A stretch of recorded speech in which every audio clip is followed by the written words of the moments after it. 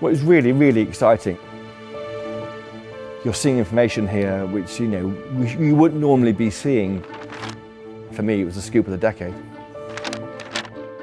I'm Christopher Hope, the Telegraph's Associate Editor, and I was there when the Telegraph broke the 2009 MP's expenses scandal. What a time.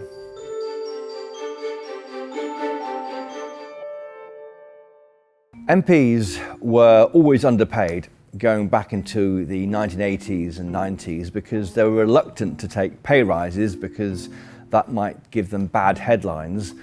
So what had happened was the whips had quietly said to MPs, look, just push through some expenses claims of this and that. We can pay those so we can top up your pay. When the Freedom of Information Act came in, when Tony Blair passed it, that offered a chance for the lid to be lifted on how MPs were really being paid. Submissions were put in by journalists of the Telegraph and the Sunday Times, and eventually it came to the point where Parliament was told to release these expenses claims going back 4 years at the time. There was a big issue about what you release, and there's a view that they should cross out personal details of MPs, and that was taking place in the early part of 2009 in a room in Parliament. I remember being phoned up by Chris Evans, who's now our editor, at the time was the head of news, and he said, can you come in for some special training? At the time, the Telegraph was going through a lot of changes. We were moving from being a newspaper into a multimedia publisher, and we're being trained in how to use the internet, how to file articles for online, so it wasn't abnormal to be asked to go in for training. But it was on a bank holiday Monday. We went into a room we thought was a training room, and at that point, a colleague of ours, Robert Winnett, now the deputy editor of the paper, said to us, all right, we're not training, we've got hold of a disc contained the unredacted details of all MP expenses claims going back 4 years, and we need you guys to go through them in 9 days. It was a room not very far from where we're sitting today, maybe 4 meters by 4 meters, and there was no windows in it. We called it the bunker. That didn't help. We created all the pages from in that actual room, so none of the pages about MP expenses were created elsewhere in our newsroom. It was a self-contained mini newsroom. Ahead sat, I think, is Matt Bailey, a news editor. To his right were some of the team, Holly Watt, Rob Winnett. Around the corner I sat, Gordon Rayner, another colleague, and it was around, any one time, around 12 people or so in the room. It got gradually more and more fetid in this room. They didn't want to have anyone cleaning the room because they weren't sure what we were throwing away. We gave commitments to Parliament that we were treating the information, which we did, very sensitively. We had every MP's private address, bank details, we had everything. We were literally inside their private lives. There was lots of humour in the room because you needed it. It was quite intense. Hello, viewers. We brought down the government.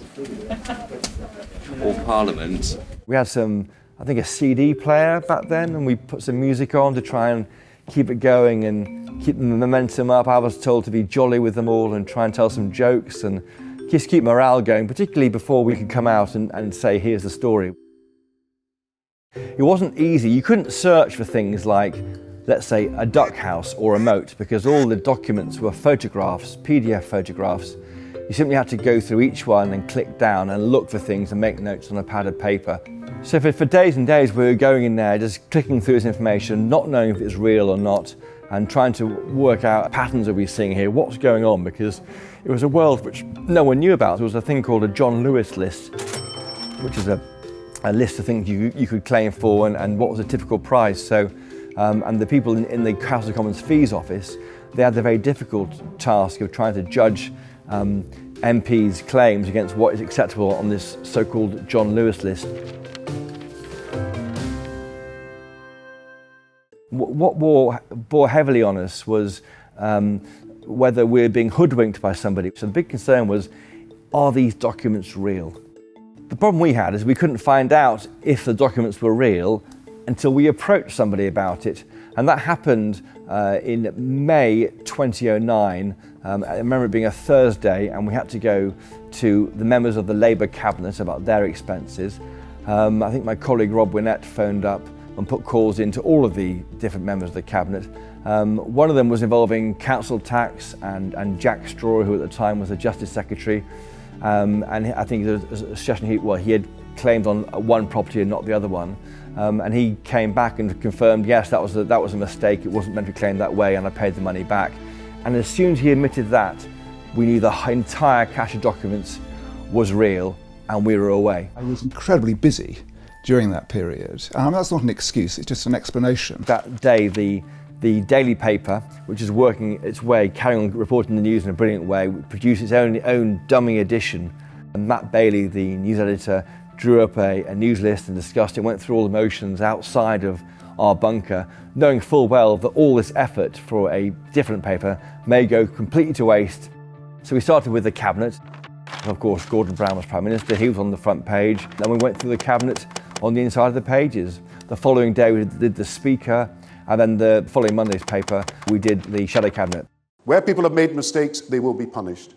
Where people have to resign, they will have to resign. Where discipline is necessary, it will happen. You know, each night we'd go down the escalators from the Telegraph office here in Victoria and go next door to a big hotel and just put the TV on and just watch our stories being poured about and everyone reacting to them.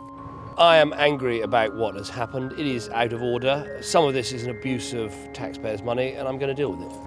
It was very rare in your journalistic life that you are the absolute focal point of the national conversation. What a come down from the Commons to Wandsworth Prison. It really did capture a feeling of anger amongst members of the public. They've all kind of done a bad deal on us as the taxpayer. It wasn't right, was it really? It was less than honest. It was a real moment, I think, when maybe after the financial crisis in 2008, when bankers were taken down a peg or two by angry customers and angry members of the public. This was the moment when politics got its comeuppance.